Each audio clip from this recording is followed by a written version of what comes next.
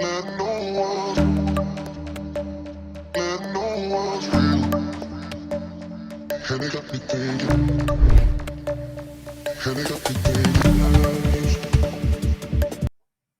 Okay, everyone, welcome to the Energeia podcast. Dr. G joining you as always, and I am very, very privileged to be rejoined by the great Dan Munro, who first appeared on episode 7 of this podcast. If you want a bit of background about Dan and what he does at Brojo and the Inspirational Lifestyle, please go back to episode number 7. But today, Dan, we're going to talk about this concept that you brought up with me in a separate discussion we had a couple of weeks ago, which really echoed and mirrored a lot of things I'd reflected on throughout my career as a coach, or it was an idea that was consistent with a lot of themes that had popped up for many clients of mine as a coach over these many years. But I think you put it more artfully and more sort of succinctly than I had done previously. I think my own take on this topic, as we'll, I think, find out over the course of this conversation, has been a little bit higgledy-piggledy, but you've sort of come up with this construct which is quite coherent and cogent and quite uniform. And you refer to this construct as the familiarity zone. And the way, I'm paraphrasing you a little bit here to me, but the way you put it to me in this conversation we had a couple of weeks ago was the familiarity zone is more of a threat to you and your development than the comfort zone. Now, what do you mean by the familiarity zone? Why do you choose to operationalize this term and this concept? What does it mean, and why do you think it's a bigger threat to someone's growth and improvement and development in their life and career than the comfort zone, which many more people will be familiar with?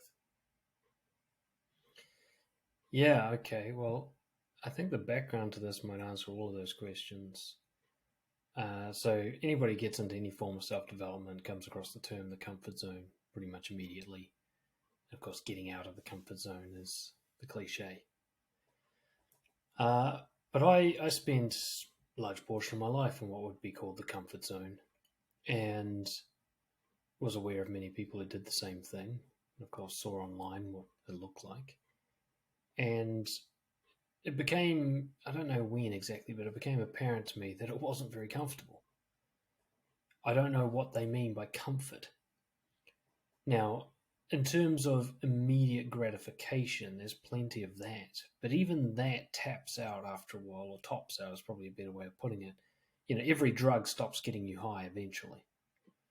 And for me, it's quite literally, I was getting high every night on weed and drinking a lot and eating lots of KFC and watching lots of movies and hanging out with people who validated me for I was getting lots of comfort, instant gratification. I was very much, by definition, in the comfort zone, but I was fucking miserable. I was anxious most of the time. I was physically uncomfortable from treating my body poorly. I was socially isolated and lonely. I went through waves of depression. Exactly what is comfortable about that? Even the instant gratification was just trying to get to normal. It wasn't even getting me high anymore. Like it did, say, when I was a child or a teenager, I'd get a big hit out of someone liking me. Now it would just keep me going, like keep me from killing myself, basically. It wasn't anything really that comfortable. And I started seeing this especially more so when I worked with criminal offenders who really in their own way are living in a comfort zone, or should I say, constantly seeking instant gratification. I mean, they had horrible lives, not just uncomfortable, but downright misery, really like at the bottom, physically, socially, financially. Everything about their life sucked, and they felt it. They were in pain. A lot of criminal activity is sort of lashing out from a place of pain, trying to instantly solve it. And so the comfort zone, that term just kept not making sense to me. I was like, that's not what it is. Alongside this, I guess parallel to this, and I first noticed this when working with abused women, was self-sabotage. So not only do people live in this, shall we call it, uncomfortable comfort zone, they seem to go out of their way to keep it happening. And not just the instant gratification comforts, but all the horrible stuff that goes with it too. You'll notice somebody who is in a bad relationship has a pattern of bad relationships, and they are the problem. And somebody who treats their body badly doesn't have to, and yet they seem to insist on it. They do everything they can to avoid being healthy. And somebody who's suffering from loneliness does very little to cure that. And when they are being social, they seem to aggravate people and do their best to kind of create an avoidance strategy. So what I saw was these two problems. One is that the comfort zone is not comfortable at all. And two is the comfort zone, or whatever it really is self-generated. It's very rarely bad luck. It's bad patterns of behavior. And so I thought I have to make sense of this, because it doesn't make sense. Why would somebody keep doing something that sucks? And I realized the problem was actually the question. So when I say, why would somebody do something that sucks, I'm kind of begging the question of, is that actually their goal? Because I was looking at it like they're failing to achieve a goal. Like if somebody is living in such a way where they're in misery, I'm assuming they're aiming for something else and failing to achieve it. But I kind of used, I don't know, some sort of razor psychologically here, almost like an argument thing. It's like, well, let's start with the result. What if I start with the assumption that that is the intended result? They might not be consciously aware that that was the intended result. But if they are completely in control of their behavior, and they certainly are, and their behavior is what creates the result, then you have to start with the assumption that this is what they want. And by want, I don't mean they consciously desire it. That's not the goal they're telling themselves they have. But subconsciously, this goal is being achieved. This is exactly what they mean to do. Like, it's different when somebody engages in instant gratification and is still currently naive as to that leading to misery, like a new drug user. They can't possibly know that, 10 years down the line, they're going to be blowing a guy in the public toilets for a hit. Like, they haven't made that connection. But the guy who is in the public toilets, he knows. He knows where this goes. So why is he still doing it? Why the fuck is he still doing it when he doesn't have to? And the arguments about willpower and urges and stuff doesn't make sense, because there are plenty of people who can overcome their urges easily enough. I mean, almost anyone who goes to a 9 to 5 on a Monday that they don't like is suppressing all kind of urges to not do that. And they do that just fine. Millions of people around the world constantly override their impulses to go to work. So we clearly have that capability. So, wrapping up the long rant, I guess. What I came to realize is I have to ask myself, not why are they doing this, but what is it that they're trying to do? Because they have achieved it. So what's the intention? If that's the result, and that's a successful result, what the hell's the goal? And that's, as far as I'm concerned, as soon as I asked that question, the answer was obvious. This is what they're used to. It's the simplest answer. Is more of the same. Especially when you start getting into those concepts like the upper limit problem, imposter syndrome, various forms of self-sabotage. There's things people do where they could be more successful and there's nothing but good times over the horizon, and they stop that from happening, and they know that they do it and they still can't help themselves. It's like, well, what's better than success? They must have something they prefer over that. And I realized, well, there's one way to define success: change. No matter what area of life you're looking at, no matter what your definition of success is, it is without doubt different to what you're currently experiencing. Whereas failure is the same as what you're currently experiencing, especially repeat failure. So the guy who, goes out, talks to a girl he's attracted to and gets shut down, at the end of that experience, he's the same guy who walked into the bar. He hasn't actually changed his social situation at all. So actually, if his goal was to stay the same, then sabotaging that conversation makes sense. So that he leaves the pub the same guy he walked in. Success would be actually bringing this new person into their life with all their emotions and their baggage and all the complications of considering them with the remainder of your moves. I mean, that's a whole new life to have a partner. It's not necessarily a so-called better life, depending on what your preferences are. But one thing's for sure, it's a different life. Having lots more money, it's a different life to being poor. right? Having a healthy, fit body is a different life to being overweight and exhausted. And when I let go of my preconceived bias that people actually want to feel better and they want better results and so on, they want a higher quality of life, and say, well, what if that's not what they want? Or what I should say is, what if they prefer something else at a subconscious level? And that's when it's like, well, what do they prefer? Familiarity. The battered woman goes to another abusive husband because she knows abusive husbands, right? And the overweight guy picks up another snack because he knows what it's like to feel overweight. I mean, walking down the beach with abs, he doesn't know how to handle that. But he knows how to put a shirt on when he goes swimming and deal with that embarrassment. Even though that embarrassment is horrible, he knows it. And so it was kind of, I guess, call it deduction. Like I'm an alien studying humans and I've got no preconceived attachment to what I think they should or shouldn't want, no oughts. And just go based on the results, what is it they seem to be most desiring? And the answer was to keep things the same. I'm not sure if that answers all your questions, but that's how I got to where I'm at with that. Well, to the degree it didn't, and I think as you did cover a lot of ground, to the degree it didn't, I'm sure we'll cover more ground in the course of this conversation. I think, I have seen a lot of all of the above in my own way through my own, unique experience as a coach. I think there is, I think familiarity is a big problem. I think early on, I think it's important to set up a distinction between familiarity and routine. Mm-hmm. Because routine, I think, for a lot of people is about non-change, a kind of positive non-change, a kind of, maybe it's a positive version of familiarity. I'll be interested in getting your take on that.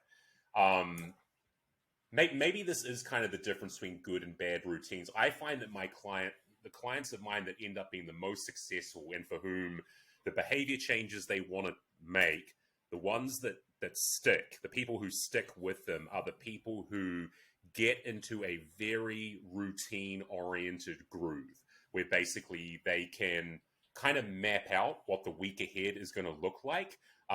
It's all going to be orienting them in the direction of success. It's all going to be orienting them in the direction of their goals. But there is precious little room for surprise. And surprise is not something that they desire necessarily. They know that life gets in the way. They know that every week, as much as you map it out, is not going to play out in reality exactly how you want it to play out on paper. But as much as possible, I find that very, very successful people like to keep their lives as organized and routine-driven as possible so that they can stay in that groove. Once they know that their routines are contributing towards their development, and they know that, okay, every morning, 6 a.m., I'm at the gym. There's no change there. I'm not going at 7. I'm not, I know exactly what I'm going to do for the workout Monday through Friday or whatever. Those are the people who really stick with the plan and really get a lot out of the plan. So what do you think the difference is there between, is it just a case of bad versus good familiarity? Is it just a case of bad versus good goals that makes all the difference here? What is kind of, in your view, the difference between familiarity and routine at its core? Yeah, no, this is a good distinction because I agree. All the most successful people I know are also disciplined. So they have a plan that they stick to no matter how they feel. And that's actually uncomfortable. So you don't always want to go to the gym at 6. So the change is happening because you're going to the gym every day. So these people are actually constantly changing because of their routine. So the routine stays the same, but it's a structure for constant improvement. It's like somebody who's very disciplined with their investment portfolio. Their wealth is actually constantly increasing, but what they're doing with their investment barely changes. They might mix things up once a year and that's it. Whereas somebody wants to self-sabotage with money will just do wild investments here and there, unstructured, and eventually bomb out, like the kind of crypto craze that we've seen recently. Now, what I'd suggest is that routine is neutral. It depends what aim it's serving or what ends it's serving. I can use routine to ruin my life, or I can use routine to improve it. I get to choose. And so If the person is unaware that their goal is familiarity and they haven't overridden that, then whatever routines they have will keep familiarity in place. Like the routine of staying with the same partner, the routine of getting up and going to a job you hate, the routine of like sitting down and watching chips, eating chips and watching movies every day after work. These are routines too. Even someone with, say, a routine to go to the gym, but they don't actually put that much effort in. They don't work up a sweat. They don't actually burn their muscles. It's more like virtue signaling than actually working out. That's not a routine of change. It's a routine of keeping things the same. So I think, yeah, that'd be my quickest answers. Routines are neutral, but discipline, which is a routine of discomfort, a routine where you're constantly pushing the edge, that is what successful people do. Unsuccessful people will often either be chaotic, and very few successful people are chaotic, I think, but many unsuccessful people are either chaotic or they have routines, very, very structured, but more like a prison than an enabling structure. So it's more like something that keeps them the same rather than something that keeps them changing. Right. And at what point do you think that, because there has to be some critical mass of unfamiliarity, which is unhelpful, right? Even to people who probably could do with the super stimuli of novelty in their lives. The idea that, for some people, familiarity and just knowing what's at the end of the tunnel has bedded in so much that, these are the people who really need some surprises in their lives. They need to engineer some novelty and some surprises and some difference in their lives. But that can't be it, right? If it's all challenge and it's all novelty and it's all dealing with things that you're not accustomed to and the challenge that comes along with that to me sounds like chaos, and that to me also doesn't sound like the basis for sustainable personal development. So what do you think? Is there kind of a tipping point? Maybe again, it's just the way you frame it. Maybe it's like what you're expecting to come at the end of it in the wash. Is there a tipping point at which unfamiliarity becomes deleterious and becomes destructive to one's development? And at what point do you think that might matter? Obviously the details will differ for different people, but when do you think there's too much novelty and not enough familiarity to keep things stable and keep things sustainable? Well, I think this really just comes back to knowing if you're obeying the goal of familiarity or not, because a constantly chaotic life is familiar for some people. That is there every day. That is there every week. You'll know of people who just always seem to be in crisis, always seem to be in dramas, always have too much on their plate, never stick to anything for very long. You'll find that that's actually a pattern. So as chaotic as it looks, it's actually fairly routine. This is how they run their lives. It's just calling it organized doesn't make any sense. But if you look at a 10-year pattern, like if you were able to graph it in some way, it would just look like mirror images each year. Ups and downs and sideways and so on. So what I'd say is, I guess the answer to the question is, if the amount of novelty you have in your life causes you to keep relapsing back to zero, it causes you to keep going back to what you always are, then really it is a familiarity strategy, a very kind of devious one. It looks like, and this is one that I struggle with. I think everyone struggles with this familiar zone thing, and overcoming it is about as much as a person can do to have a good life. But like I have what you might call shiny object syndrome, right? So I'm constantly inspired and get a bit manic about new ideas. And that is actually from the familiar place, because when I do that, it means I do these stutter starts, I half finish projects, I move on, end result, no change. Feeling like I'm doing lots of new stuff, but actual life, the same. It's like somebody, somebody will tell me that they want to, say, find a partner, create a family, settle down, they want that kind of life, and yet they're dating a lot. Now, they could argue in a courtroom, like, I'm doing all I can to find a partner. And I'll be like, actually, you're not betting on any of these horses. You're not settling in and giving any of them a real go. And you'll have a good reason as to why each and every one of them is unsuitable. In fact, they might even be unsuitable, but you're also choosing deliberately, however unconsciously, unsuitable people as a pattern. I don't know if that thunder's on my side or yours. Um, I think it's on and this yours. is why, yeah. Okay, we've got a proper storm here now. I wonder if that lined up with what I said, like made it dramatic. Familiar. That's what I say is that one way to look at it is whatever's happening, whether it's lots of novelty and it's chaos or whatever else, assume it's on purpose, especially if it's a pattern. One thing a coach said to me while he was doing group coaching, he said this to like everybody. So whatever they brought up, he'd say, is this a new problem or a recurring problem?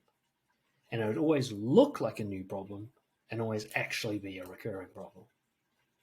It always looked like some specific new argument with the partner, but actually it's an old repetitive, reactionary type of conversation that you've had since you were a teenager. This is nothing new. You always do this, and it always keeps a certain distance between you and other people. So that's the dangerous level of novelty, is when if you zoom out, get a bit of like a time frame, a year or something, and have a look and go, how much did I actually change in that year? Even though things felt new all the time. If the answer is I'm basically ended up back where I was in all the categories in any measurable way, then congratulations, you just tricked yourself into familiarity by pretending to be novel. Yeah, and it's an interesting paradox, right? The familiarity of novelty. You talk about shiny object syndrome, or someone saying, I'm on the dating market, so I'm doing everything that I can to really move myself in the direction of having a stable relationship. I see this in clients all the time in terms of things like the hobby that they want to find a gratifying hobby, so they try everything. It'll be like learn the guitar, learn a new language, like buy a jet ski, kind of caricaturing this a little bit, but they don't stick with it, right? So the familiarity comes from trying new things, trying multiple new things. Unfortunately, because there's no end game, they haven't thought through what it's actually going to look like if I stick with this thing. Like if I actually learn to play the guitar, like if I actually, not just, some people, I think the problem is they will have a somewhat, they'll engage in one quixotic pursuit after another, like first it'll be playing the guitar, then it'll be jet skiing or whatever.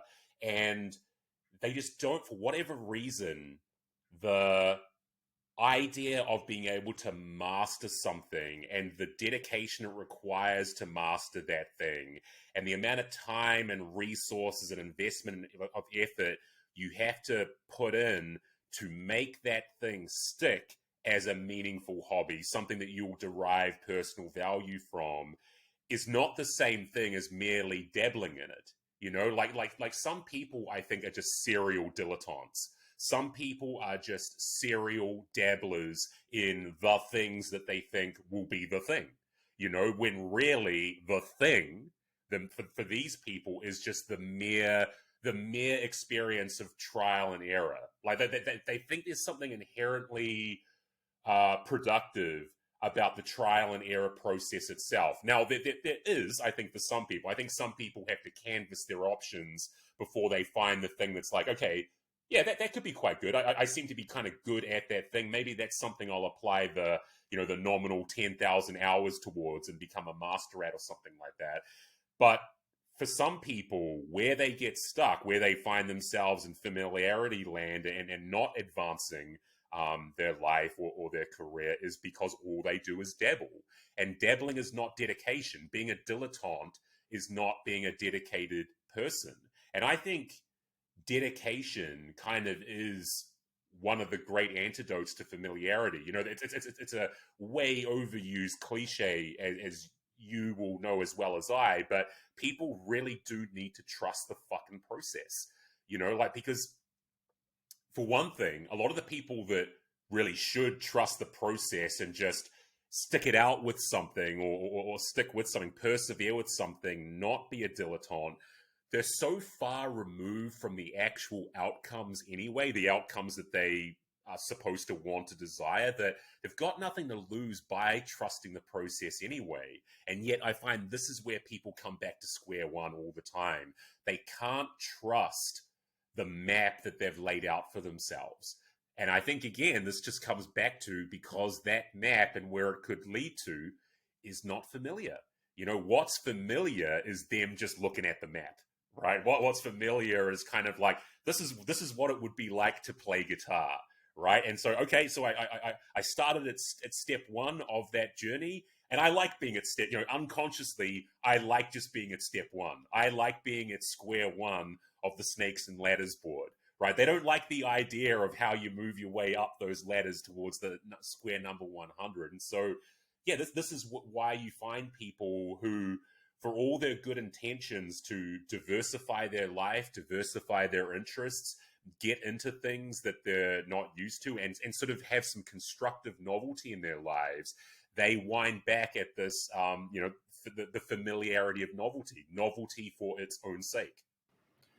All right, so this is where my theory gets a little more hypothesis than theory, based on what you were saying just before, which is they look at the map, as you say, and they don't trust that they can make that happen.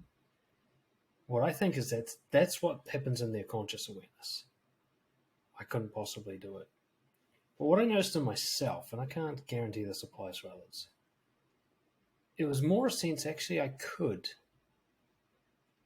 And that is what puts me off. Like one of the little things that I see, and I see this, lots of people do this, but mostly myself. I'll get started on something. I won't do amazingly well right up front, but I'll make a bit of progress. Let's use the guitar example. Someone starts playing and they're like, okay, this isn't going as swimmingly as I thought it would, but I've learned a few chords. And I think their brain can do a pretty good extrapolation of like this progress over time leads to here. And that's a kind of a theory of erosion. It's like, if I hit myself against this wall hard enough for long enough, I will eventually break through. I mean, that's either that or I die trying. So definitely, just basic statistical likelihood is I'm going to make progress eventually. And maybe there's different camps of people. So there's ones who actually really don't think they can do it. So they flit like a butterfly from thing to thing. But I'd say those are more the people who just don't try anything new. Right? The people who have no novelty because they're just, what's the point of getting started when I know I can't finish? I think the people who have a lot of getting started going on without finishing is they have an innate sense like, I can do shit. But once they see that, this long road to success, i.e. change, is now mapped out in front of me, something about them panics, but they don't experience it as panic. They experience it as apathy. They suddenly lose interest. Or should I say the interest transfers to something else? It depends. I saw this when I did kickboxing. It was going all good because it felt like I was doing well until I had a real proper sparring session and kind of got my ass whooped by one dude. Like, it was just totally unbalanced. I got smashed. And then I went against another guy who was about the same as me, and we went at it for like 3 long ass rounds, and it was like equal.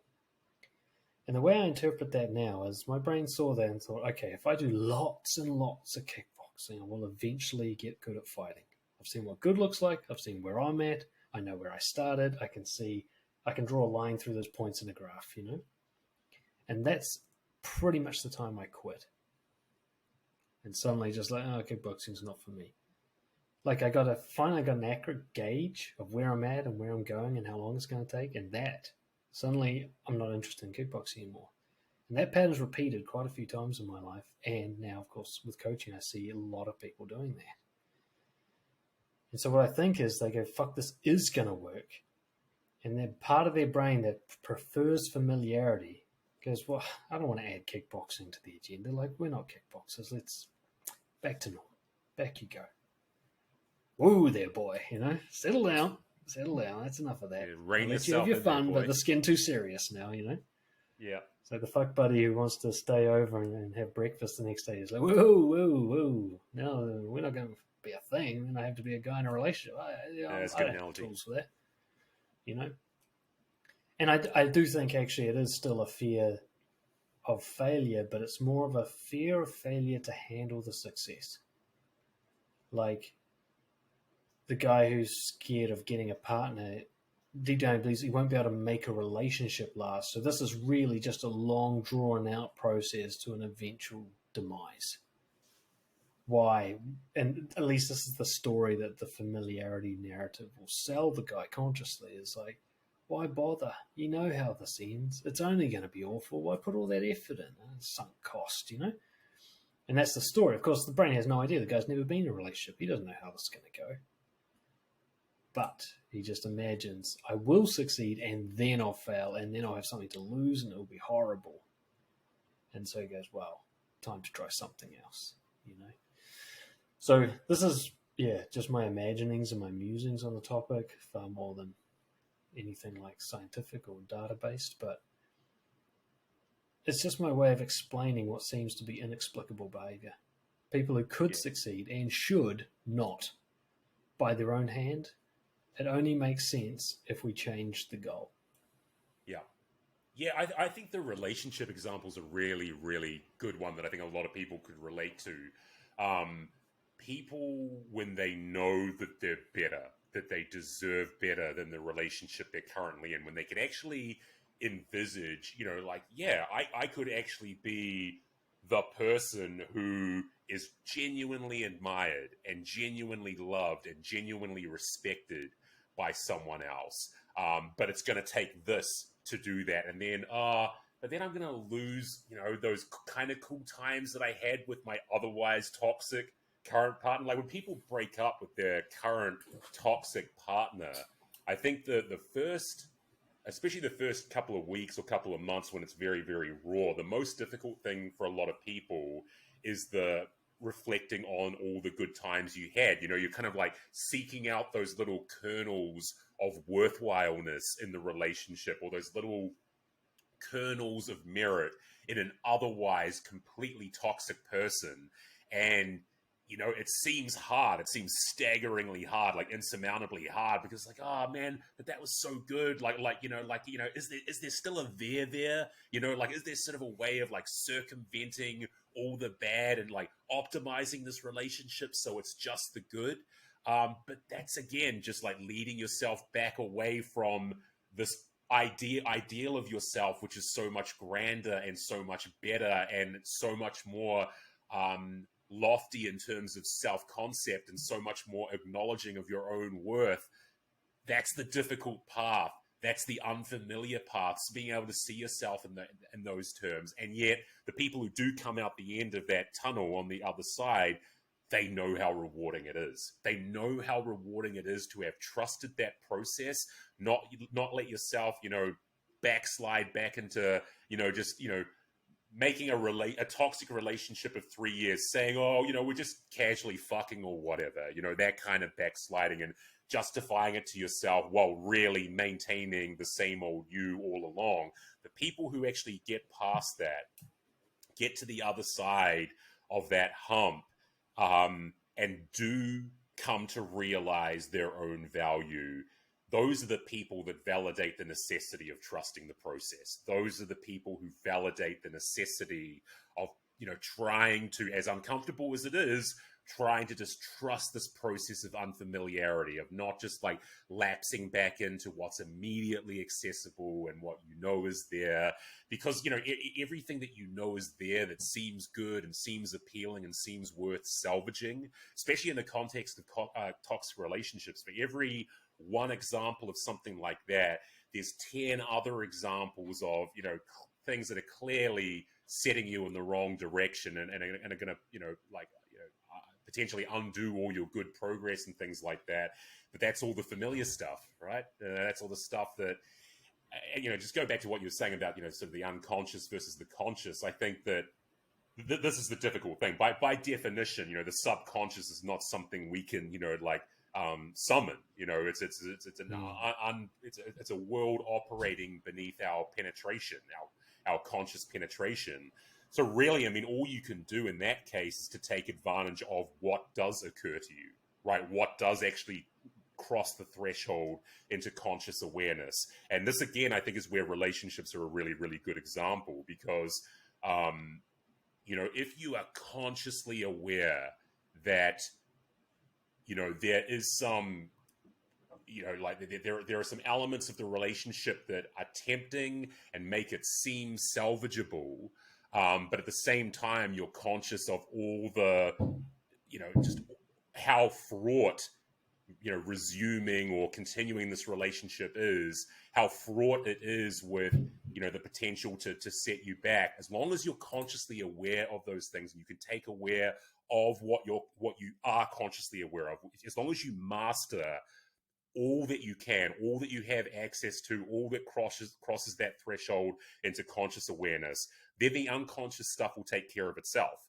In some case, you can, in a sense, you really just, you use those conscious opportunities to rebuild your unconscious hardware. The relationship example is that when you're consciously aware of your own real worth in a relationship, and you trust the process, and you stick it out, and you don't backslide back into toxic relationships, then after a while, you would have rebuilt incrementally your own brain such that at an unconscious level, you will know your own worth, right? At the moment, your unconscious self is, self-sabotaging, and it doesn't have a good sense of, your value as a person in the context of a relationship. But keep with the process enough when you have those conscious opportunities to do so, and you can rebuild your brain so that your own self-concept and your self-worth is where it should be, at that subconscious level. Yeah, that's pretty much exactly how I see it. The subconscious is like a magician, and we only get hints as to how the tricks are being done unless you look at your behavior, because the subconscious cannot hide its agenda from your behavior. Your behavior shows you what you really meant to do. If you start with the presumption, all my behavior is deliberate, it's not always conscious. I'm not always consciously aware of the whys behind what I do, or the story I tell myself is not accurate. But I'm never acting randomly. There's no such thing even as impulsive. There's what appears to be impulsive. But if I start with the presumption that my subconscious knows exactly what it's doing, and it is totally in charge of this whole thing, and every single word out of my mouth and every movement of my body and every decision I've made serves the plan, then you can look at your behavior and go, okay, who am I really? Not who do I wish I was and who do I tell myself I am. How do I act? Because that's who I am. I think what's attached to this familiarity, because I was like, still the familiarity thing bothers me, because for so many people, familiar means horrible. It means they're not keeping good things familiar, keeping terrible things familiar, like the toxic parts of a toxic relationship are a majority of it. And I was like, well, that can't really be. There's no part of the brain that really wants to suffer. I'm sure of that. There's no part of the brain that wants the community that is a person to have a bad time. And so again, I asked myself, well, is familiarity itself a means to an end? What's the end of familiarity? I started looking into evolutionary psych. Maybe the idea that like familiarity was once the safest path. I thought of the idea, if you find a bush with berries on it, stick with that bush, don't go hunting for berries. It's too dangerous. You're middle of the food pack. Like, take what you can get. And I'm sure there's elements of that in it. Like, take what you can get would have been a very good survival strategy 100,000 years ago. Whereas these days, not so much, at least not so much in terms of, cognitive satisfaction or whatever. But then I had a look at my coaching work and I thought, what do people seem to be attached to more than anything else? What does, Daniel Kahneman's work, Thinking Fast and Slow, all the biases, that kind of thing, what does it seem to be aimed towards? You could say positive self-image. What I'd say more concisely would be identity. I am X. And people will fucking die to protect that, no matter how wrong it is. no matter how unhelpful and painful the associated behaviors are. People will die to protect the image of themselves. And so familiarity makes sense to me as a means to that end. If I keep things the same, I'm keeping me the same. I exist. Because one of the things I noticed, I used to look back on when I was in high school, especially early 20s, I used to be really proud of being a nice guy. It was like a badge of honor, kind of like a martyrdom. I will be the nice one and take all the bad consequences that come with that, so that there is some niceness in the world while everyone else is being a jerk. I'd have girls that would say that classic line to me, like, "I wish I had a boyfriend like you," but not you, but like you. I'll be like, you know what? I'll take that hit. I'll be that guy who has everything but the quality of attractiveness that they want, so that they have hope that nice guys exist or something. I had this whole like honorable, noble story behind my title of nice guy. Other people might have hard worker or, strict father or whatever. They might actually have words for it. Other people, it's just a sense, like it's maybe attached to their own name. A lot of people, it's their vocation. It's what people will die for their work and sacrifice their family and health for a job that isn't even that good. So on, they find something to cling to, and then boy, do they fucking cling to it. And they will die, they'll not just die, they'll suffer for it, There'll even be, I call it the loser identity. So the girl's like, I always have terrible relationships. It doesn't occur to her, she wants to keep that identity. And she will continue to create crappy relationships, from choosing a partner through to how she behaves with the partner, through to dumping a guy who looks like he might actually be decent, anything, so that she can be the person that says, I'm the unlucky one in relationships. Like it's who she sees herself as. It's her role. And it might be the worst role in the movie, but she'll take it, And the people who actually succeed are the ones who are so much more fluid. I think there's a bit of a myth in the whole realm of success that these people who are successful have a strong identity. What I'd say is you'll find that their identity it might be strong, but it's fluid. So they'll see themselves as someone who constantly grows. So it's not actually a static identity. They'll see as someone who's willing to do whatever it takes to succeed. So that means they're actually changing all the time. They see themselves as curious or humble. So whatever identity they do have is actually something that provokes constant change of self. Constantly changing beliefs, constantly changing results, constantly changing their physical body. There's somebody for whom static is a failure. Being a single thing is something they're actually like about.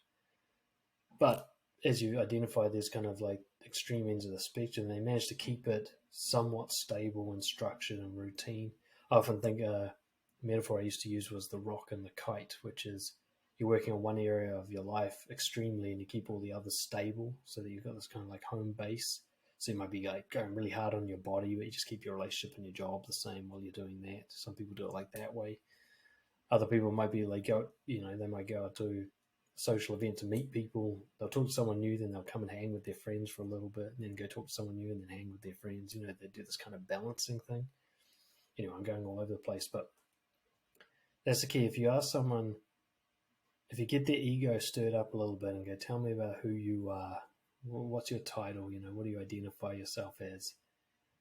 Quite often in these people that are stuck in the familiar zone, you'll hear the victim-hero identity. I'm a victim, but that also makes me a hero. Like I wear these scars with honor, that kind of thing where they're proud of their misery. And so their behavior shows they're doing everything they can to keep that misery going. Yeah, this really lands with me a lot. This resonates with me a lot. This idea that, strong people have a much more, as you use the word fluid, they have a much more fluid and a much less reified sense of identity. And I think in terms of the possible identities that people can choose from, like people who self-identify as high maintenance, right? Like that. Right. Those are the people that, I mean, it's talk about self-fulfilling prophecy, way to doom yourself to one failed relationship after another. If you self-identify and self-express to the world, oh, I'm a high maintenance person. Well, guess what?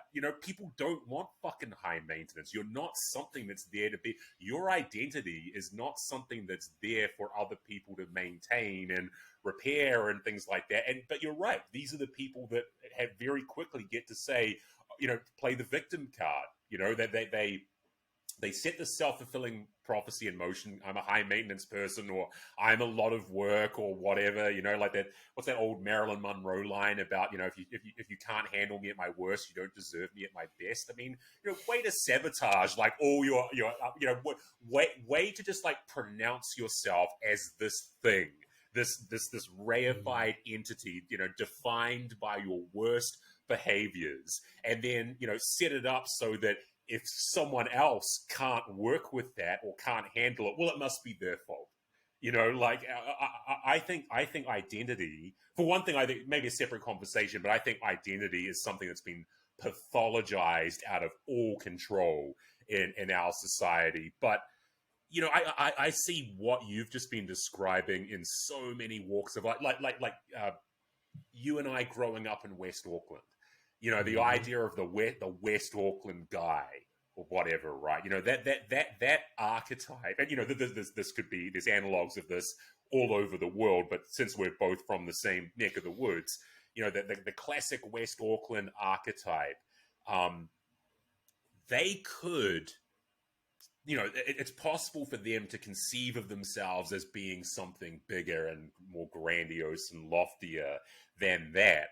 But to do that, than that archetype, but to do that, they have to tread into unfamiliar territory. And more importantly, I think they have to shed a part of their identity, which heretofore has been very, very concrete. If you're I know this sounds like a caricature, and maybe it's not going to resonate so much with people who didn't grow up in West Auckland. But, if you were sort of a cartoonish example, I guess, but if you're a West Auckland, dyed-in-the-wool West Auckland staunch guy, and you showed up at a party one time with a nice bottle of wine, and you thought, well, I'm gonna try and broach some interesting subjects with my friends, with my like-mindeds, with my contemporaries, and so forth. The threat to your self-constructed identity there, and how bogged down in familiarity that identity is, would be so overwhelming that I think people wouldn't even get as far as starting something like that, right? Or even considering something like that kind of move. It's we reify ourselves, we concretize aspects of our identity to the point where deviations from that identity represent a threat to our selfhood, or at least for the kinds of people that we're describing. Whereas, again, successful people, strong people, their sense of identity is very fluid, and maybe even the sense of, maybe the term identity itself is, I guess everyone's got an identity if we're going to be, consistent about applying the concept here. Everyone's got an identity at some level, but certainly for me, I try not to identify as any one thing. Maybe a bad example to use, but I kind of like O.J. Simpson's line. When O.J. Simpson, before everything went down with murdering his wife and everything like that, he used to say, "I'm not black, I'm O.J." Because everyone was trying, and I think Muhammad Ali sort of went through similar things. People were trying to define him by his black identity, when really he wanted to be known as Muhammad Ali. There's an example of a person who very easily could have latched on to this much more uniform sense of identity and all the familiarity and all the trappings that would have come along with it. But they took the risk of, diversifying their identity to the point where me being me was paramount. not me being X. And I realize I've really wandered all over the map with that little spiel there. But yeah, I think identity helps keep people stranded at square one. I think this deference to our own identity and how we've constructed that identity, and you see it in some areas which are really, really consequential, like I'm this kind of person in relationships. I'm this kind of person as a professional. I'm this kind of, like when people refer to themselves as in the professional world as a no nonsense person or a no bullshit person or whatever, like even that, people cling to that. And that makes them inflexible in their identity, and that can prevent them from being grow.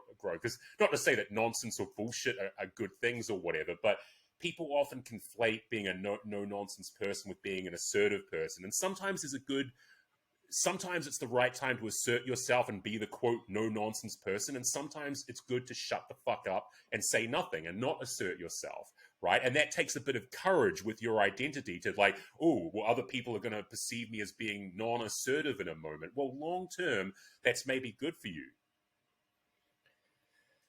Or one thing that cognitive sciences will tell you about identity, especially as it relates to bias, is that everyone's identity is something that they're secretly proud of. Even if it's a loser identity, in their mind it's a superior one. So they'll at least be the underdog with heavy tones of being the one who really should be the winner. So even somebody complains about maybe they identify with a mental illness, I'm a depressive or I'm a schizophrenic. There's some element to that. It's like, well, I got a pill that fixes that. No, I don't do medication. It's like, well, you want to stay schizophrenic? Right. Like, that's better than walking down the street and not hearing random people yell at you that don't exist.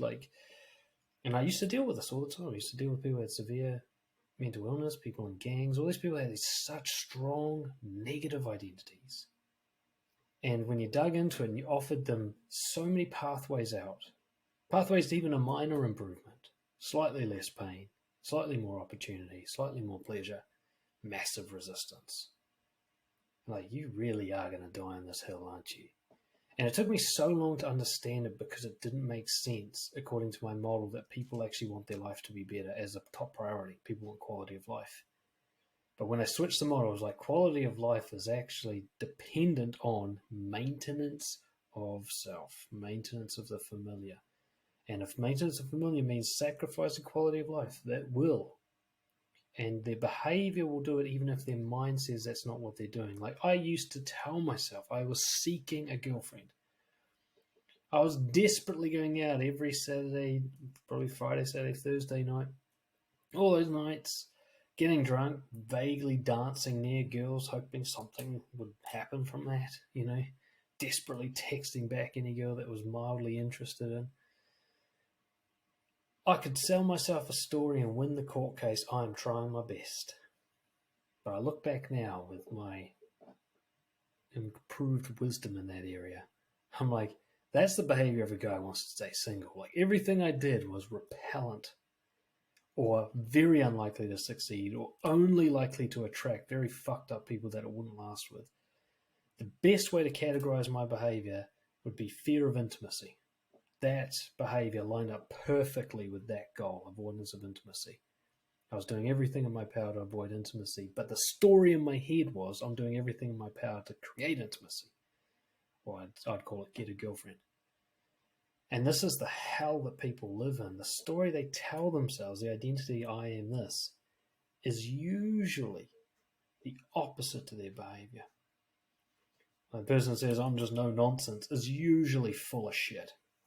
Most of the stuff they say is just bullshit. They've done no research. They don't really know what they're talking about. There's no nuance. They don't actually they're not accurate at all. They're just loud. Right? And of course, you get the people who say I'm high maintenance, but they actually have to make that happen. Yeah. They may be not like that with someone that they're comfortable with, or they're not like that in their best moments and so on. It's like I actually to this day have to fight against the identity of being a stressed person. I'll notice myself choose to get stressed.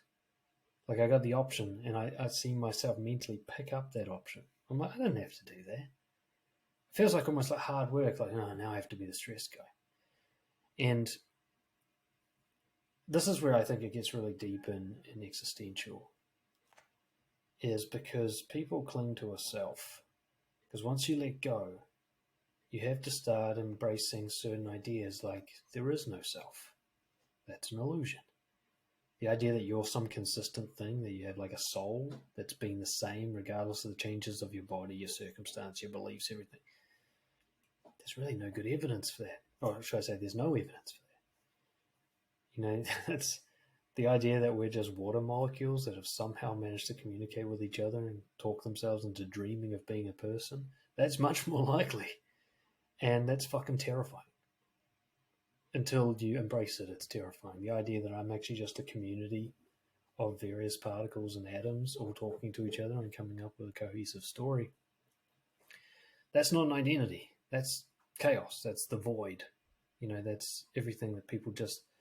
You know, we talked earlier about someone seeing the map and thinking, I can't get there, and secretly they know they can. It's actually that future that scares them.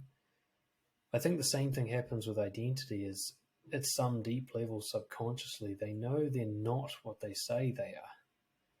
They know that it's just not technically possible to be a single thing. You know, when guys tell me, oh, I'm a nice guy, I'm like, are you a nice guy while you're taking a shit? Are you a nice guy while you're eating your dinner? Like, are you always a thing? Or does it come and go? And is it always the same? Is it the same words every time? Is it the same body language every time? Or is there nuances? And if there are nuances, how can you say it's one thing? And they just don't like that conversation unless they're open to change. They just don't like the idea that like, somebody says, I'm an addict. I'm like, do you wake up in the middle of the night and inject meth? No? Then when you're sleeping, you're not. I got that when I was smoking cigarettes. I think of myself as a smoker. And then I do these like long haul flights to America where I didn't smoke for 13 hours. I'm like, well, what was I on the plane? Right. Like, I didn't even think about smoking half the time. What am I doing between cigarettes? Who am I then? Yeah. And I'm like, if I'm not a smoker, am I anything? Right? And that's chaos.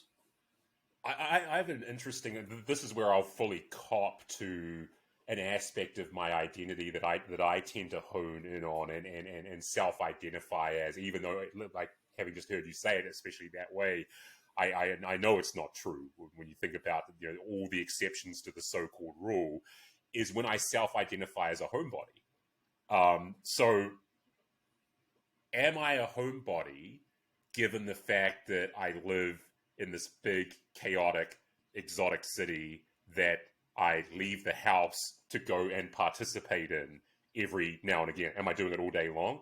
No, I'm not. But when I am going out and doing it and being out in the world, especially being out in this, you know, city which is so far removed from the place that I grew up in and so unfamiliar to the typical Western experiential palette, am I a homebody then? No.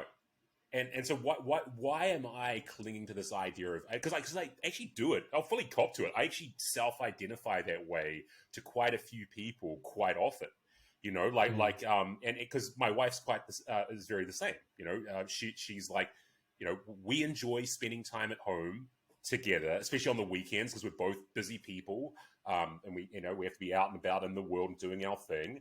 And so I think we've come to self-identify with this label of being homebodies because we actually just enjoy the respite of being inside on a comfy couch in an air-conditioned apartment away from people after a week of doing anything but. You know, we come back to this label of, oh, we're homebodies. It's like, you know, but Monday to Friday, were you a fucking homebody then? You know, were we not participating in the world then? And so it's not like I've deliberately set out to do this, you know, like it's just something's bubbling away in my unconscious. I guess it's sort of like constructing this narrative of, well, you spend less of your free social time, your available, wide open, use it as you will kind of time out in the social world at parties or on dinner dates or whatever, perhaps compared to the average person. I don't know whether that's true or not, but I feel like my subconscious has constructed that image for me, and so it's prompted my conscious self to identify that way. And so now what I think I need to be more consciously aware of, again, going back to what I said before about taking those moments of conscious awareness to sort of reconstruct your unconscious conception of yourself and unconscious view of yourself, is I actually really have to disabuse myself of using this homebody label, as convenient a shorthand as it might be for my general tendency to want to fucking sit on the couch and scratch my nuts and watch Netflix documentaries on a Sunday when I've had a bloody long week. I just really have to stop using that label, because I think that the label itself, as any kind of label which makes your whole identity, the entire complexity, like you said, all these various causes and effects that have coalesced to make you, not just you, but you in this very moment, and then on to the next moment, like boiling all of those down into single usage labels really is limiting, and it really is unhelpful. Like I think on some level as well, I know, I take, consciously, I know that I'm not a homebody. I know that there's way more to me than that. There really is way more complexity to just the narrow idea of my outgoingness is more complex than just I'm a homebody, or I'm, whatever, a social butterfly or whatever. I just think these singular terms themselves help keep us stranded in the familiar as well, help keep us stranded in these junctures where growth really does become limited. Yeah, I genuinely believe that consciousness itself is at the early stages of its evolution. There's still a lot of bugs in it, but it's all we know. And so we take it as perfect. And actually, it's quite flawed. And one of those flaws is this constant, relentless attachment to identity. This idea that if I can just call myself something, if I can chuck a label on it, I get a sense of security. And you get it, like whenever somebody talks about what they are, you always get that tone of pride in their voice. Even if they're saying I'm a miserable cunt, they're marketing it. And yeah, it can be just as dangerous to have a very positive self-image. Jim Carrey's a great example of a kind of revelation that we're talking about, when one day he goes, who the fuck is Jim Carrey? And he had become a thing that had become like a prison for him, like the goofy guy who puts on a big show for everyone, entertains all the time, has to be a movie star. And one day he sort of woke up and went like, well, I don't know how it happened for him exactly, but he went through a very weird phase where he freaked out everyone in Hollywood with, go, how are you going? He's like, who am I? I don't know. And now all he does is paint and do the odd movie part that, is usually some obscure thing that, he's got this freedom now because he doesn't have to be Jim Carrey anymore. Right? He can just be whatever occurs to him as a preference at the time. See, with identity comes obligation. If I say I'm a homebody, I feel obliged to prove it. Mm-hmm. I feel obliged, even if no one's watching, I feel obliged to a consistency to it. And this is where it hurts, is at some point being a homebody is the worst idea in the world for you in that moment, and yet you'll feel compelled to take it. And this is what I'm talking about, familiar over quality of life. People will choose to align with an identity in a moment where that is the worst idea you could possibly have, and they have other options available. And I often think the first thing we have to admit to kill the ego that's attached to the identity is to rather say I am this or I am that. I'm a nice guy, I'm a homebody, I'm a high achiever, I'm high maintenance, whatever it is to start saying I'm more attached to familiarity than I am to good decisions. And once you start saying that, it becomes very uncomfortable to be familiar. And you can break the spell a little bit. You can start going like, well, I'm a chocolate addict, that's why I'm eating this. Like, no, I choose the familiar of eating chocolate and being overweight over the unfamiliar of respecting my body. I'm someone who's doing that right now. Not even I'm someone who does that. I'm not going to make that a new identity. But right now I'm doing that and I don't have to. it can even help just to loosen the grip by talking about preferences rather than identity. So overall, I prefer to stay home with my partner. However, when it calls for it, I'll go out. Overall, I'm not a fan of documentaries, but if you find a good one, I'm open to it. As soon as you start giving this like, hey, I'll make an exception if there's good calls, and you loosen up this like black and white, the best way to sell it is you just doubled your opportunities. Like, you got to think of it logically. At some point, no matter how well planned and structured your familiar is, at some point it's going to be a dumb idea.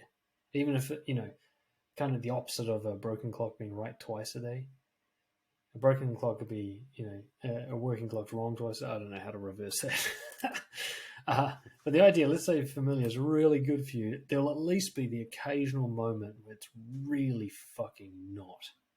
Now, let's say you are really assertive and really bold. There'll be a time where shutting the fuck up is the very best thing you could do.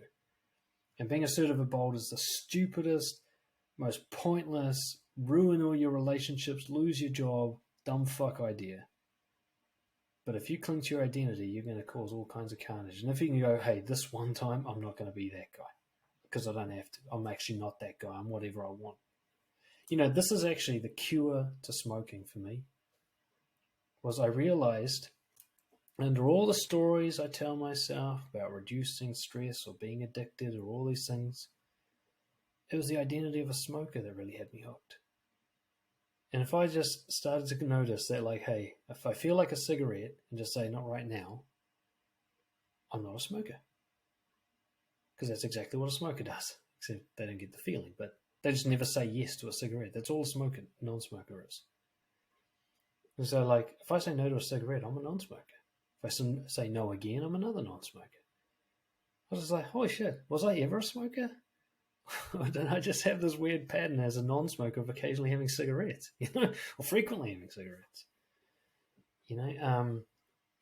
But, I saw this a lot in the dating world, especially when I got into all the pickup stuff. These guys would get an identity of a pickup artist or a player, and then they'll meet a girl who's great for them and be worth diving deep.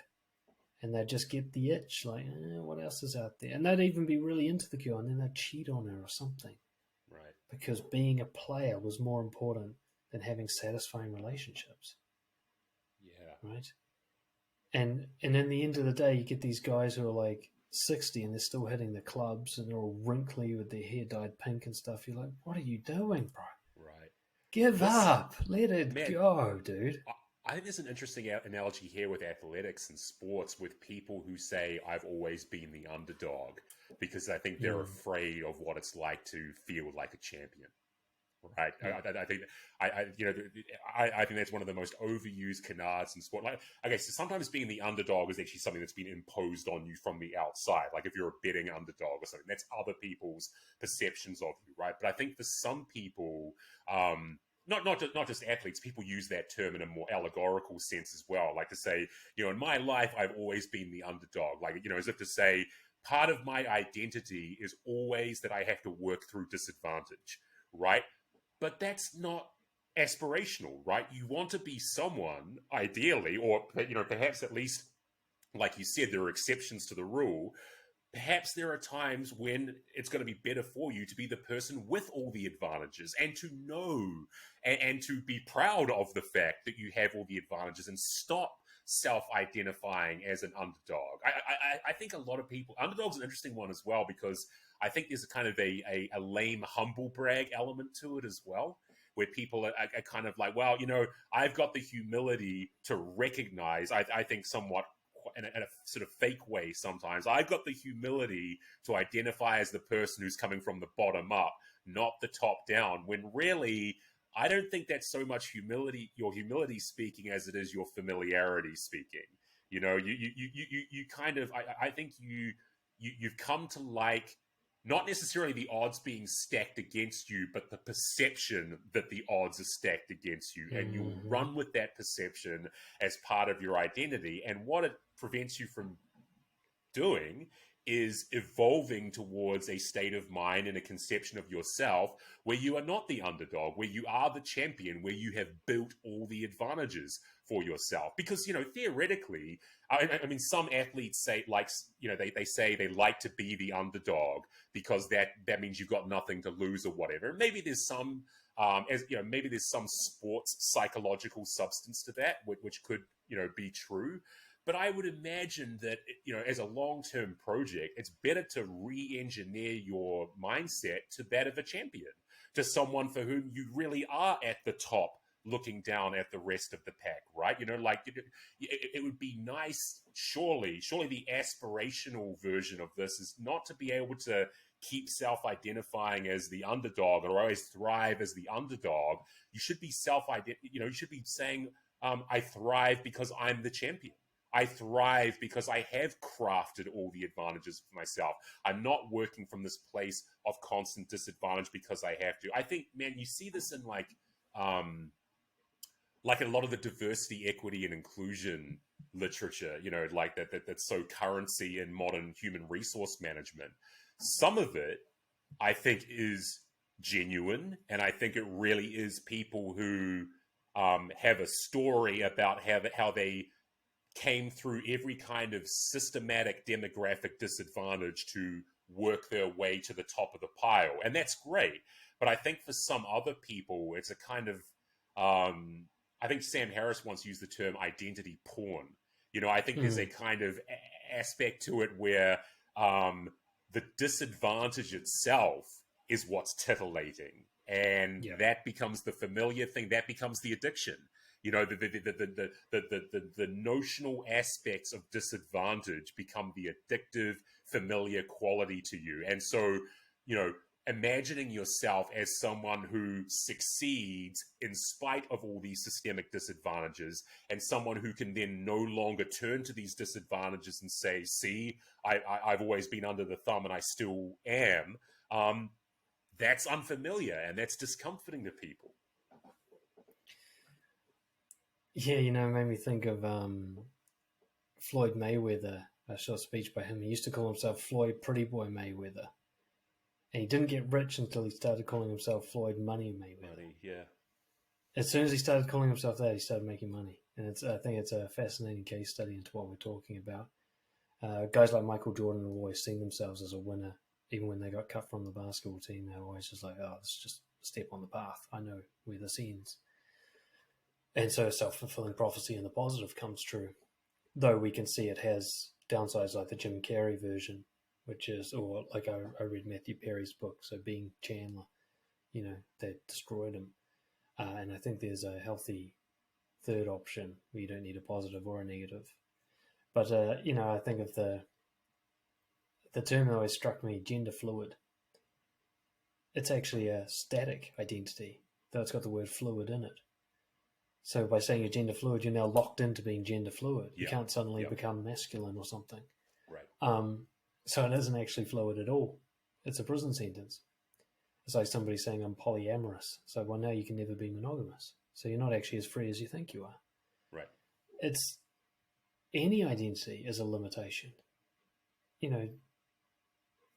Really the most confident answer to somebody saying like, who are you or what are you, would be like, oh, it depends. Like, if that's your answer, if it depends what's right for this situation. But at the same time, we're not talking about wafty. We're not talking about somebody who has no position on anything. We're not talking about the psychopath who's completely amoral. This is why I always go on about core values. I found that you can have principles that have no identity. So I have a principle of honesty, for example, but what I say next can be anything.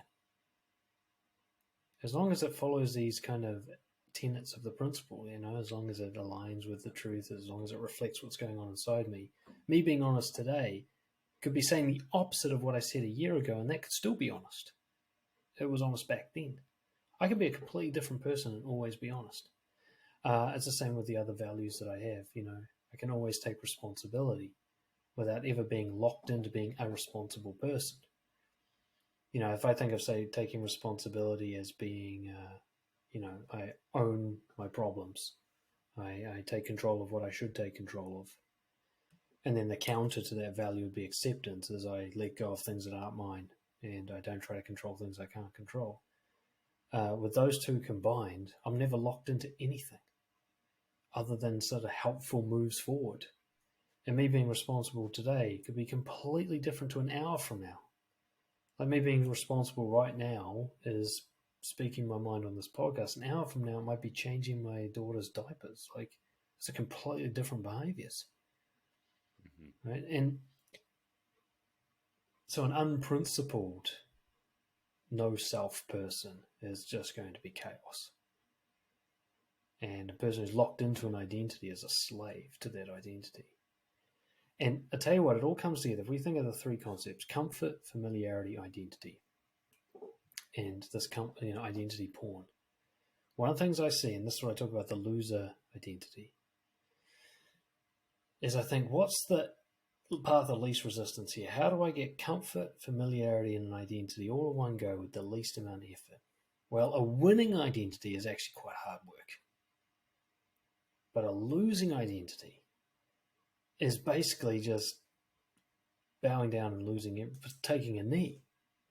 And this is why it's so attractive these days to identify as something that's actually very controversial and hated and bullied and so on. And eventually gender fluid will be the cool thing to be, and they'll have to find, like I saw Tim Dillon, the comedian, was talking about how being like a conservative Christian who wears a suit is radical now.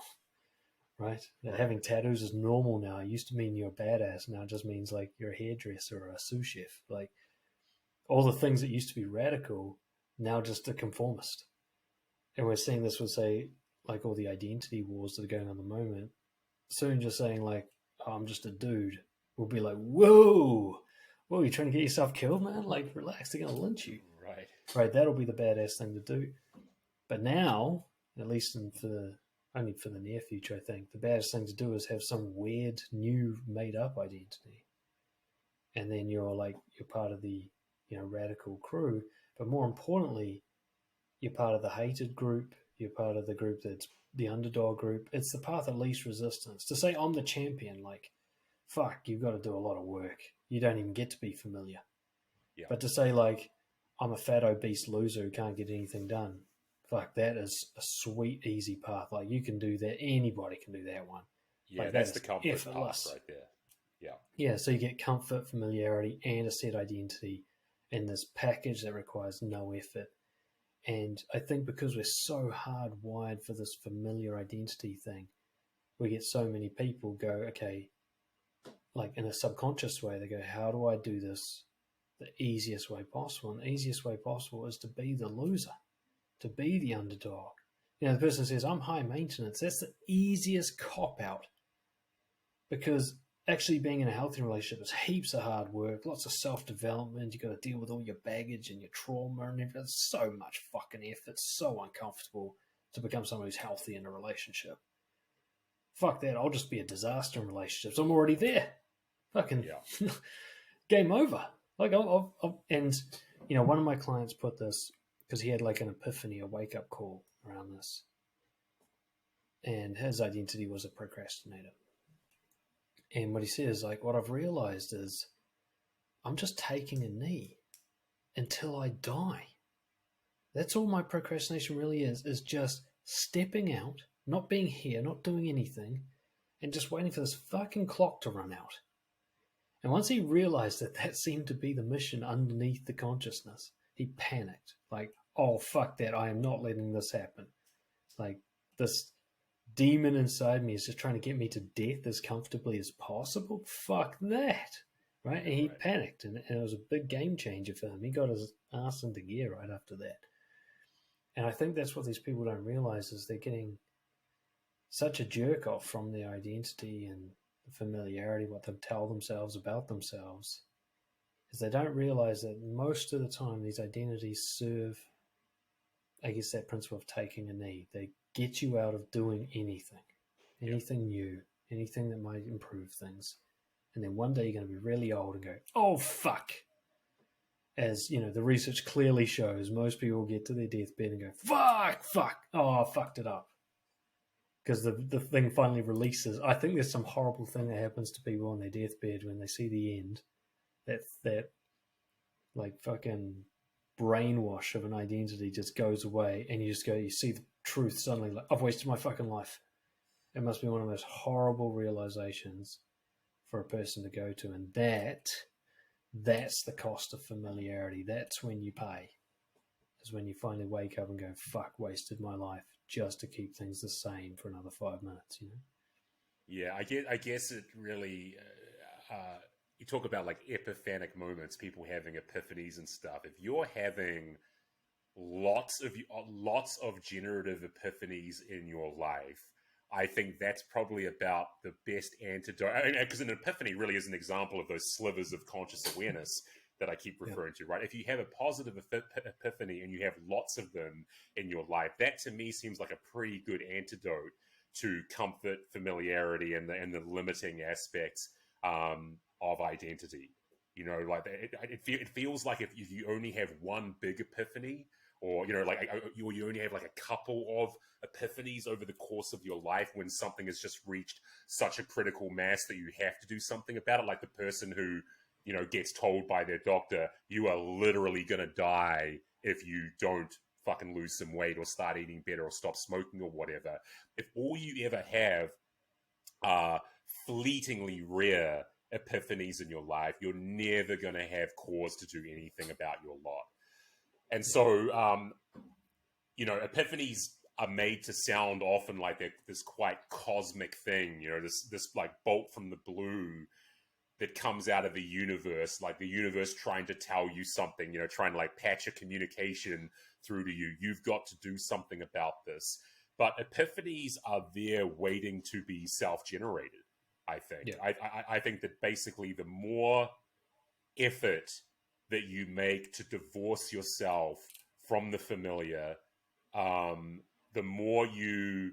less time that you spend wedded to any single identity, which you feel has to be, again, a reified part of yourself, the more opportunity you give yourself for those kinds of epiphanies to occur to you. Talking about the power of the unconscious self and the fact that there really is no self. Well, you have to sort of create the conditions by which the things that are going to develop you the most fulsomely are going to occur to you. Okay, you are responsible for creating the conditions by which the epiphanies that will promote change are going to occur. But of course, if you see yourself, like you said before, that great example of like just being the fat cunt, that's easy, right? That's easy. You get your comfort, you get your familiarity, and you get your identity, and at the same time, your chances of having those epiphanies come through, like multiple epiphanies over the course of your life, that's not going to happen. You're only going to have those one or two like big epiphanies where it's the doctor telling you you've got to lose weight, or like you said before, being on your deathbed, regretting eating like shit for 60 years of your life or whatever, you know, at the point when it's too late. So I think the biggest lesson, just as we wind this conversation to a close, I think the biggest lesson I'm going to draw from today's discussion is that you really have to, again, take advantage of every consciously aware opportunity that you have available to you to at least just grapple with whether you're lingering and loitering in familiarity territory, whether you are, you know, whether how you identify yourself is actually truly representative of what you are and what you can be. If you are doing all you can to build a better version of yourself, and how much of that is coming about through purposeful, organized routine versus just a kind of passive familiarity. And also just the notion that you talk about three separate things: comfort, familiarity, and identity. I think for me, comfort is a good thing. It's a thing worth aspiring towards. But there are conceptualizations of comfort and there are motivations of comfort which are good and some which are bad. There are clearly some which leave you just vacillating at the starting line, and there are some for which just a little bit of discomfort and a little bit of unfamiliarity and a little bit of a willingness to divorce yourself from this closely held identity, taking those conscious moments to reflect on those three things and do something about it will help build the unconscious brain you need to have more epiphanies, more life-changing, generative epiphanies of the kind that are going to help you create a better life for yourself.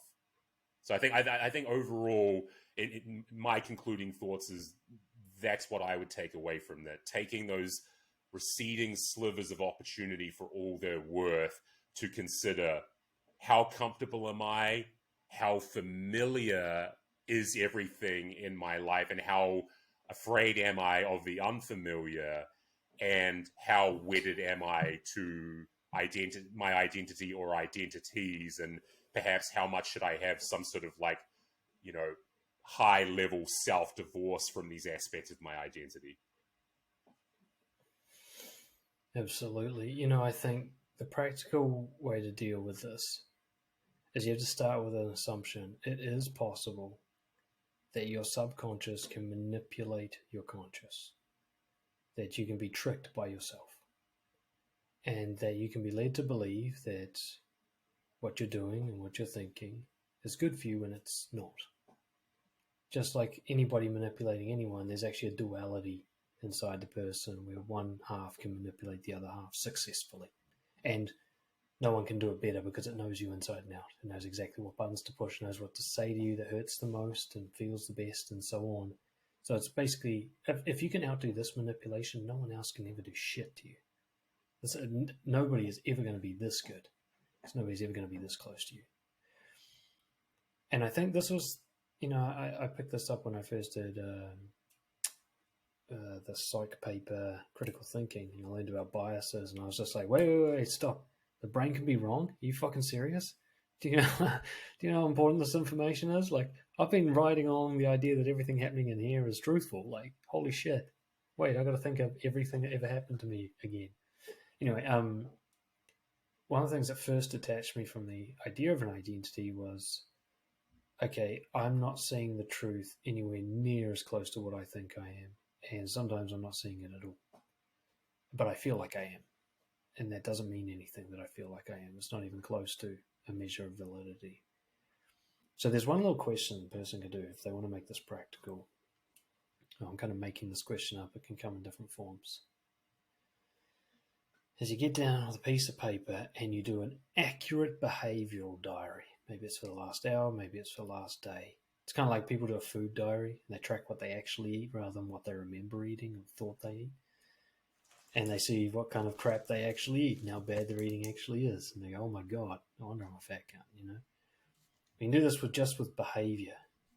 How often do you scroll? What kind of text messages do you send? Did you work out like you say you did? How hard did you work out? Like, maybe a day's worth would be pages and pages, just if you're accurate. And then you go through and you red flag the behaviors that you're like, this is not good behavior. If I keep behaving like this is bad for my future. Like, which ones they are. You yelled at your partner, you ate some fucking unhealthy food, whatever, you blew some money on some shit. There's certain stuff you just know it's not a good idea. And then you ask yourself, what is the lie I tell myself to justify this behavior? What bullshit story do I spin to make that okay with myself? And when you see that story, you're like, this is the manipulation of familiarity. This is the story that I spin to create behavior like this so that I stay the same. And that's all you do. You just create awareness of this until the point where you see it as it happens. As you watch yourself reach for a piece of chocolate and go through reasons why you deserve chocolate and blah fucking blah, and all of a sudden that goal you had to like lose 10 pounds is just forgotten and all this sort of stuff. And you're like, I'll be fine because I had a salad yesterday. All those stories, and you go, fuck, I tell myself a lot of stories to stay the same. Right? And then just watch as the epiphanies occur to you, because the crisis of watching you fuck up your own life becomes very, very apparent And that's what it was for me when I looked at my nice guy behavior. It was like these constant kicks in the balls that were helpful for me. I'm like, fuck, I'm the one doing it. I just did it again. I'm doing it right now. I'm talking to her and doing it and watching myself do it and just going, what the fuck? This is fucking stupid. And that eventually leads to courage. That eventually leads to like, all right, fuck this. Something else. We're doing something else this time. I'm going to the fucking gym. It's happening, you know. I'm just going to call her. Fuck it. Let's see what happens. I can't deal with this bullshit anymore. I think most people will be moved by the bullshit. The people who can't be moved, if you imagine those like obese people in those documentaries who just cannot be convinced to stop eating, you know, just listen to the narrative. I can't because blah, blah, blah. They haven't even bothered to question their narrative. They're totally sold. But if they could just open the door a little bit, like, am I lying? Yeah. Is this bullshit? What if it is? And just let that door open, you know, and see like, hey, there's two people in here and one of them's lying to the other one. Yeah, and this is actually where I think narrative and identity are somewhat coterminous. You know, like sure. I think basically you could actually substitute everything we've been talking about with identity in this conversation. You could use the term personal narrative, and you would get the exact same results as the yarns we spin for ourselves. And you know, the person who you know stays obese, knowing that this is just going to ruin them, is the person who has crafted such a powerful narrative at the subconscious level that the idea that they could be so much more is simply not going to occur to them. And that makes those moments where things do occur to you all the more important to seize, right? And again, you know, if epiphanies only occur to you of that nature, very seldom you have to create the conditions for them to happen more frequently. Yeah. All right, man. Well, we better bring things to a close here, but it's been a long and very, very stimulating yarn. A very you know, some really interesting grist there to ponder, I think, for a lot of people. And yeah, I would just encourage anyone in closing just to just take some of these. I know some of what we've been speaking about today has been done in a relatively half-baked, tangentially focused way.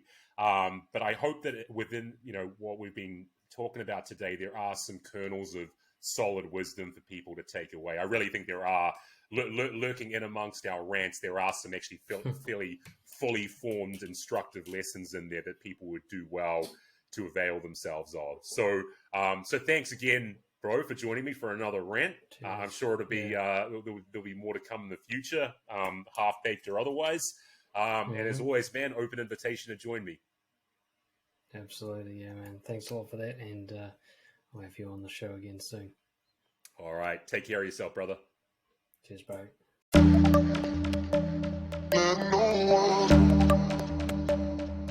no one's real. And it got me thinking.